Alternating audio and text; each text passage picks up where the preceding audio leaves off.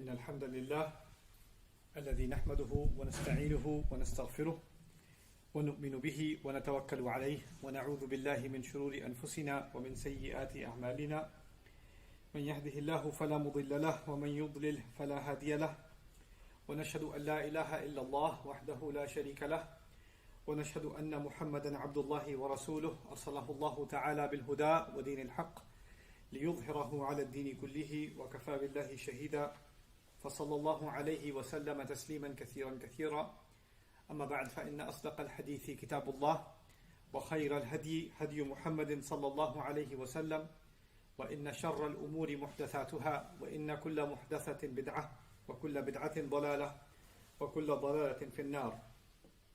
قال الله عز وجل في كتابه الكريم بعد أن أقول أعوذ بالله من الشيطان الرجيم ولا تصعر خدك للناس ولا تمشي في الارض مرحا ان الله لا يحب كل مختال فخور. رب اشرح لي صدري ويسر لي امري واحلل عقدة من لساني يفقهوا قولي. اللهم ثبتنا عند الموت بلا اله الا الله.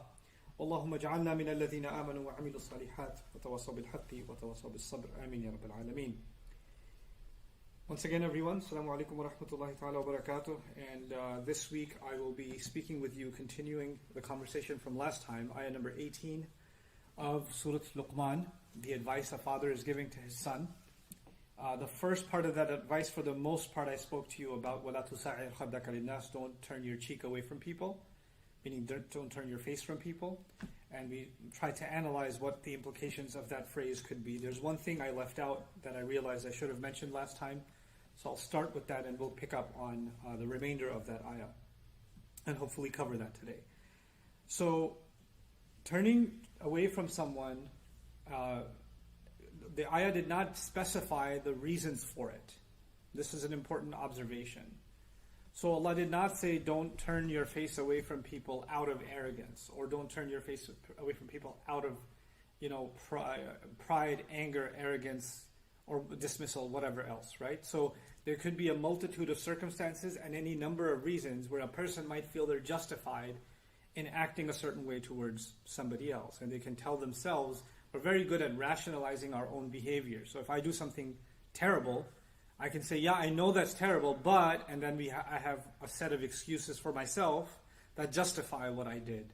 So even though I know it's bad, I can tell myself it's not that bad, right? So what Allah did here is, He didn't give the bad reasoning, because then somebody can even tell themselves, well, I didn't do it for that reason, therefore it's not that bad, right? So He kind of made it a blanket statement of not turning away. Now, one of its manifestations that I think we should think about, really seriously think about, is there's this notion in the Quran about making someone feel worthless. Making someone feel not worthy of even a conversation. Making someone feel little. To make someone feel little. And actually the concept of being little and being humiliated are associated with each other. So, saghar in the Quran, which comes from the word saghir is small, saghar is actually humiliation. And when the devil was being removed from the company of Allah and the angels and all of that, when he was being expelled, Allah told him, "Innaka minas saghirin," you are from those that are small. In other words, you're humiliated and you're insignificant. You're being made insignificant. Now, how do you make somebody feel small? You and I can be in a difficult conversation, and or somebody says something we didn't want to hear, or you hear something outrageous, and you want to give a response, and you decide not to give a response. You decide to just stay quiet, right? That's a good thing. Instead of being impulsive and exploding on somebody and putting them in their place, or giving them a zinger right back. Oh yeah, if you can say that, I can say 10 more things to you. Or I can raise my voice. We've already studied in the Quran, that's actually coming to lower your voice, right? So, and أَعْرِضْ عَنِ الْجَاهِلِينَ, ignore people that are being outrageous. That's there too. But being silent when somebody's being erratic, when somebody's being outrageous, that's something else. This ayah is about something else. This ayah can also apply in us doing something wrong. When somebody's talking to you, one way you can avoid dealing with something is somebody comes and talks to you, hey, I need to talk to you about what happened last week. or I need to bring up that issue with you, and you say, I don't have time for this. Don't bring it up. No, I'm not going to deal with it. Don't waste my time. Oh, not that again. Or one way or the other, you avoid the subject by not dealing with it at all. And that's another kind of turning your cheek. And this could be also done by, hey, I need to talk to you, no response. I need you to tell me what's going on, no response. And what they call the silent treatment to somebody. So you can be, driving together and you're asking, your parent, or a parent is asking child, or siblings are asking each other, hey, so how was your day? No answer. What's going on? No answer. Complete silence. And when you give somebody complete silence, in their mind, why are they ignoring me? Why aren't they answering anything I'm saying? Are they angry with me? Did I do something wrong? Are they, upset with me? Are they just ignoring me because I don't think I'm worth? There's all kinds of negative thoughts that come out, don't they? The point being, if you don't make yourself clear, and you think that you're silent, and your silence could be for good reasons. Oh, I was silent because I was thinking about something, I was lost in thought, I was distracted. Could be something innocent. Or I was silent because I was just thinking of how to respond and I couldn't come up with an answer quickly. Or I couldn't respond because, in fact, I was angry and I was thinking the wrong thing, so I wanted to calm down before I answered. You can do that later, but in the moment when you ignore somebody and not respond to them, it's better for you and I to be straightforward in our speech and say, hey, I can't respond right now, I'm not feeling okay. Or I don't think my response is going to be healthy at this moment, but we can talk about this a little later. And if you have in family those kinds of situations, it's on me and on you when somebody says that to us to say, I understand, we'll talk about it later. Instead of, what do you mean you can't talk about it right now? The person's already overwhelmed, we poke at them some more until they explode. Let them be. Let them be. But if you and I start just ignoring a person completely, they're just not even saying that I need space, not even saying that I need to think about it, not even saying I'm a little bit upset right now, let me just calm down, or whatever. If you need to say something, just say it. Or if you say, I don't have a response at the moment, or I don't want to talk about this at the moment, that's okay. But at least you give a dignified response. Silence on its own and just completely ignoring someone is not a dignified response. It's actually an arrogant response. Whether you're being arrogant or not, it will be received as arrogance by somebody else. It'll be received as, I'm not worthy of a response. You think I'm worthless. And that's how it will be perceived. And that can become a form of arrogance. So it's not just about, well, I didn't mean that, so it's okay. It's not just about what you and I mean. It's also about the effect on somebody else's feelings. You see? So it's not always just about intentions. It's also sometimes about unintended consequences. And turning our face away from somebody, ignoring somebody, or giving somebody the silent treatment, even if we may have justified reasons, can actually have unintended consequences. And they're being avoided. The intention has been removed from the equation just to get away from that habit. Just don't ignore somebody just for the purpose of ignoring them, whatever your reasons are. If you need to ignore them, if you need to take the space, even the Quran said it, إِذَا خَاطَبَهُمُ الْجَاهِلُونَ قَالُوا سَلَامًا. They respond peacefully. Salama can be a hal there too, not just a maf'ul bih. So it could be they respond saying peace, and it could be they respond in a peaceful manner and say, we don't want to, we don't want to engage in this conversation further. Or even when Allah says when they walk into a company of conversation or a social gathering in which there is laghu, there's useless talk going on, or there's evil conversation going on. He says marru kirama, they pass by dignified. What that means is they maintain their dignity and they also don't humiliate the people that are doing the wrong thing. They can maintain a sanctimonious approach for themselves and for others. They can actually be dignified for themselves and others, even if they don't want to take part in something wrong. So we have to be mindful of that. But now we come to today's subject matter, what Allah connected, these concepts Allah connected with each other. The next advice He's giving His Son in the same ayah is وَلَا تَمْشِ فِي الْأَرْضِ مَرَحَا إِنَّ اللَّهَ لَا يُحِبُّ كُلَّ مُخْتَالٍ فَخُورٍ. I'm going to dedicate a little bit of time in this khutbah to two words, marah and fakhur. Those are kind of a little bit difficult words, or rich words, and I don't think we should pass over them quickly. In fact, there are three words. There's marah, and there is mukhtal, and there's fakhur. So we're kind of getting, mukhtal is easier, so we'll give a little bit less time to that. But marah and fakhur are more rare, and I think we need to really dig into what they mean and get the most out of this ayah. So let's talk about this word marah. What is Allah saying? He's saying don't walk on the earth with marah. So I won't translate that word yet. Don't walk on the earth with marah. Right? Now, simple translations might say don't walk on the earth with arrogance. Don't walk on the earth with pride.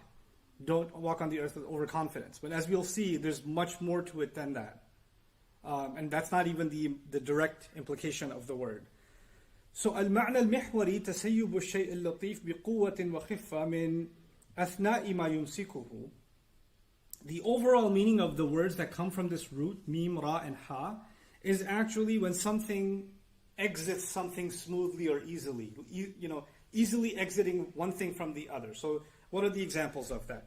مِزَادَةٌ مَرِيحَةٌ لَا تُمْسِكُ الْمَاءَ. If it's a container, that's mariha from the same word. A marh container is one that water leaks out of it easily.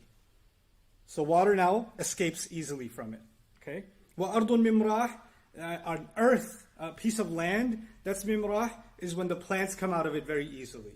وَقَوْسٌ مَرُوحٌ, and a bow is called maruh from the same origin, when the arrow goes pretty quick out of it. It releases quickly out of that bow. وَعَيْنٌ مِمْرَاحٌ, an eye is called mimrah when it's easy for a person, they cry easily. Like the waterworks come out quickly, right? So they say شَدَّ سَيَلَانُهَا. مَرِحَةِ الْعَيْنِ, when the eye was having marah, it meant that the tears wouldn't stop. They just kept easily flowing and flowing and flowing. مَرِحَةِ الْأَرْضُ بِالنَّبَاتِ أَخْرَجَتْهُ. The earth, again, plants coming out quickly would be مَرِحَةِ الْأَرْض. And then when the crop comes out and finally the grain pops open, easily releases, that's also called marah. So, and the most interesting use of it is actually used for a horse. So they say, farasun maruh. They say for a horse that is maruh, is that when it's grazing, like it's so hungry and hyperactive that it's grabbing some grass from here, leaves from there, and running around like crazy because it's so hungry that it's erratic. You can think of it as a person being maruh when they're at a dinner table at iftar time, right? And they've been holding back, and as soon as iftar happens, they're like grabbing stuff, right? They're being maruh. Like it's almost like they're quickly releasing their hands and grabbing at whatever they can. So the overall meaning of this word actually is to be impulsive, and to be very quick to act, to be very quick to do something, to have no sense of direction. So even that horse is described, يجري ويقفز ويضطرب هنا وهناك لا يقر ولا يسكن لما أحسه من شبع وقوة ونشاط. That the horse that is disturbed, it's moving around, it's not sitting still, it's very jittery because it's feeling hungry. When the father is telling his son, don't walk on the earth with marah, he's saying don't go hanging out or don't go outside engaging the world, because there's times where you're home, right? And then there's times you go out. You go out for work, you go out to hang out with friends, you go out to get food, whatever it is. Don't leave the home. Don't go anywhere and be impulsive. Oh, I want to do this. Oh, I want to do this. I don't want to do this. I don't want to do this. And you have no purpose in what you're doing. You're just jumping from one thing to the next, to the next, to the next. A crazy example of that is sometimes there are different cultures in the world, right? So people come from very conservative societies to America. So somebody may have been raised in a very religious or a very traditional, village, and they didn't not even be Muslim. They may even be, Hindu or Christian or whatever, but very cultural, conservative background. Or think of a Muslim family and somebody who's raised in this joint family system, and there's a lot of respect for elders, and you watch your speech, and you watch the way you walk, and you watch the way you dress, and the way you sit, and the way you eat, and then they land in America, and they're a student, and they have a student visa, and they're going to the university, and the university has, parties on the weekend, and they've got fraternities, and they've got, hangouts, and the other students in the dorms are doing drugs, and everybody's got a relationship of one kind or the other, all kinds of stuff. They're just bombarded with this stuff. And somebody can take those values that they were holding on to, but like that bow that releases the arrow without effort, they just let go of all of those values, and they got exposed to a new world. And they become marah. And this is a very powerful bit of advice, because we have kids, for example, we want to raise them in an Islamic environment, in a protected, sheltered environment. So whether you live in America, Australia, Lahore, Dhaka, it doesn't matter where you live. You want to protect your kids, and you want to make sure that they receive positive reinforcement about this is good for you, this is bad for you. Hey, what are you watching? Hey, where are you going online? Hey, let me see that. Who are you on the phone with? We're checking what they do. It's natural. Right? So we're trying to create a sheltered environment for them wherever we may be. But you know what? This father realizes they're not going to stay home. These birds are going to fly off the nest. They're going to go outside. And when they go outside, all the things I protected them from, all the things that I didn't want them to just spill into, all the things I didn't want them to be exposed to, they're going to get hit with all of it all at the same time. They're just going to get sensory overload. There's going to be so much access to so much wrongdoing, and I'm not going to have any control over it. And he's saying, in those moments, because now you have the ability, you have the appetite, you have the curiosity, you have the ability, you have the perception of freedom, right? And then, especially in that moment when somebody tries to give you good advice, you can turn your cheek. You can just, I don't want to hear this, right? So in that moment, you can become impulsive and not think twice about how you're violating others and yourself. And that is a form of arrogance. So by extension, it becomes arrogance. By extension. Because arrogance is a lack of consideration for anybody else but yourself. وَلَا تَمْشِي فِي الْأَرْضِ مَرَحًا. The word marah here, Hassan Jabal added an insight of his own, and I really liked his insight in his lexicon. He said, التسيب من القيم والضوابط وعدم الالتزام بها عند وجود القوة والنعمة. He said this is when someone slips out, like the plant slips out of the earth, like the arrow slips out of the bow, like the water slips out of the container, right? Is when a person slips out of their value system. Is when someone leaks, they lose themselves. And the values that were holding them and containing them, they no longer commit themselves to them. It becomes too easy for them to let them go. It's too easy for them to let them go. And when does it let them go? He says, عند وجود القوة والنعمة. The moment they find power and blessings. What he means by that is when you're independent and you can do it, who's going to stop me? That's power. Blessings means you got money, you got strength, Allah has blessed you with the ability for transportation, your appearance, whatever it may be. Now you've got these blessings, now I can do what I want with them. The father is telling his son, listen, you are going to feel powerful, capable of doing whatever you feel like, whatever impulse comes to you. And that's going to be a trial that you have. But it's interesting that he put these two seemingly unrelated bits of advice next to each other. He said, first, don't scoff at people, and then don't be impulsive, basically. Right? What is the connection between these two? As we contemplate that, we could think about how when we become of age, we basically, the Urdu expression is par nikal aaye, right? A person, comes in their own, and they kind of, the Urdu expression means they've sprouted wings, meaning they act like I'm not a kid anymore. You can tell me what to do, right? I'm not a baby anymore, dad or mom. So they've become their own person. And in that moment, when they become their own person, it is when they become extremely averse, extremely hostile to any kind of advice. And actually, it is a time when, because you're hostile to any kind of advice, you develop this shell around you, which is constantly putting others down or dismissing others. The modern way of doing that captures so many young people around the world that are coming into adulthood, is the word whatever. You whatever everything in the world. Anybody's giving you, whatever. And you don't have to say whatever. You can just say half the syllables and whatevs. Or you can just roll your eyes. Oh God, here we go again. Or you could just take a deep breath of disdain. Are you done yet?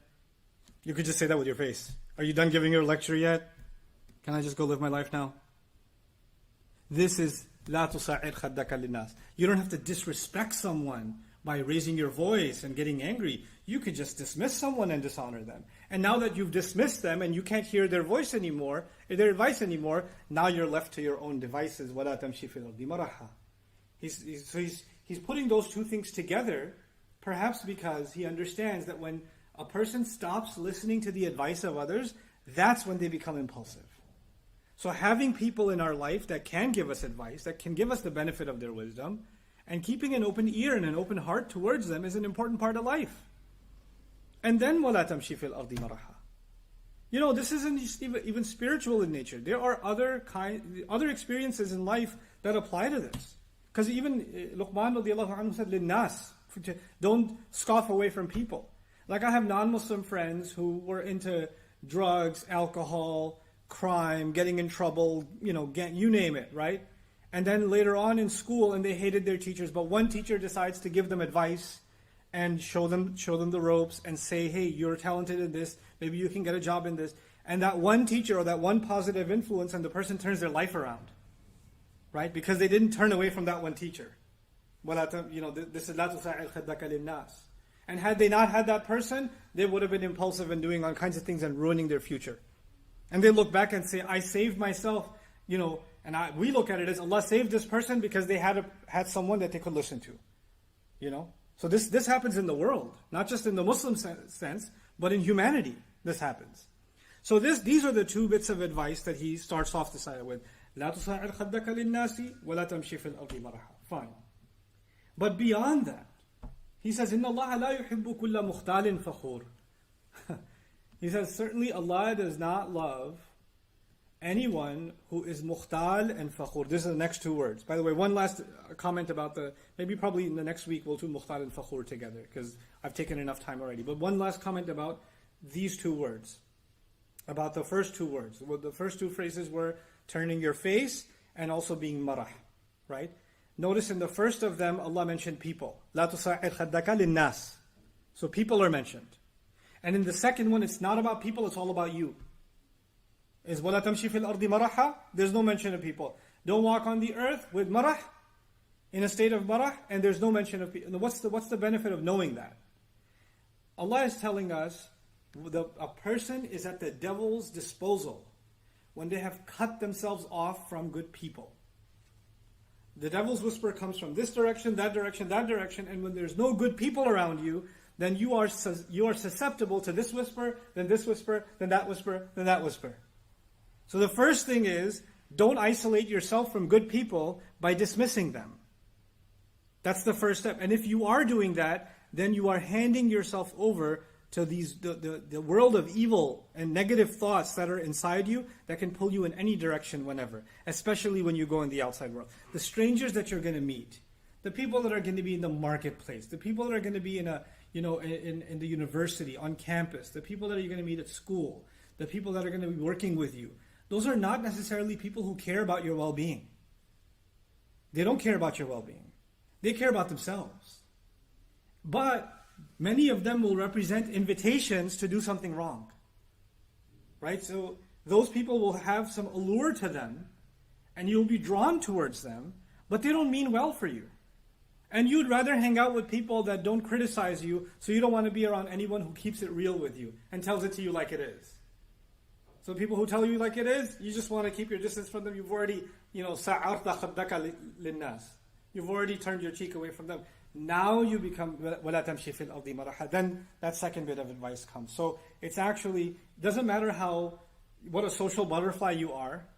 It doesn't matter how many online friends you have and how many people know you and how popular you are, or you can make friends anywhere you go. Those kinds of people that are super outgoing and have friends everywhere, watch out, because sometimes their worst connections are the people closest to them. The people closest to them are the ones they dismiss the most, ignore the most. They're so nice outside, so horrible inside. And that's actually, that's a kind of fake life. That's a kind of fake set of connections. And that's actually what's going to be commented on in that last comment where Allah says, إِنَّ اللَّهَ لَا يُحِبُّ كُلَّ مُخْتَالٍ فَخُورٍ. So we'll wrap up that discussion, inshallah ta'ala, in next khutbah, because I certainly didn't want to rush through these phrases and these ayat, because I think they're of value, and it's something that we should really think about for ourselves and the young people that are listening. I don't want myself or you to hear these words and say, man, I can think of somebody that this applies to 100%. Man, is he talking about, and then you're sharing it with your cousin saying, look, here's a khutbah about Bushra, our cousin. Or, look, I think this is about you. Somebody sends and you can use khutbahs for insults with each other. This is about you, I think. You should really listen to it. This is the height of the problem. Because this is you ironically, scoffing at people, turning your cheek away from people. As if the ayat are about them, a criticism of them, and they have nothing to do with me. I pray Allah allows me to look in the mirror, to find these faults in myself and address them. And I pray Allah allows all of you to look in the mirror and find those faults in yourselves and address them for yourselves. And I pray Allah protects our young generation from these kinds of character flaws and makes them a better example for the world than we could ever be. Barakallahu li wa lakum fil Qur'an al-Hakim wa nafa'ani wa iyyakum bil ayati wa dhikr al-Hakim.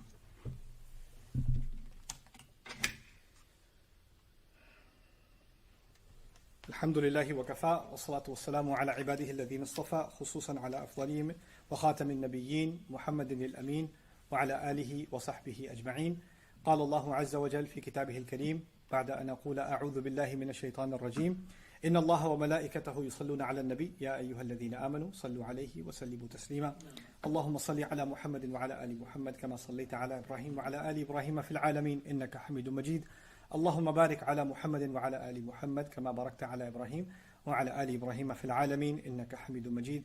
عباد الله رحمكم الله اتقوا الله إن الله يأمر بالعدل والإحسان وإيتاء ذي القربى وينهى عن الفحشاء والمنكر ولذكر الله أكبر والله يعلم ما تصنعون. أقم الصلاة إن الصلاة كانت على المؤمنين كتابا موقوتا.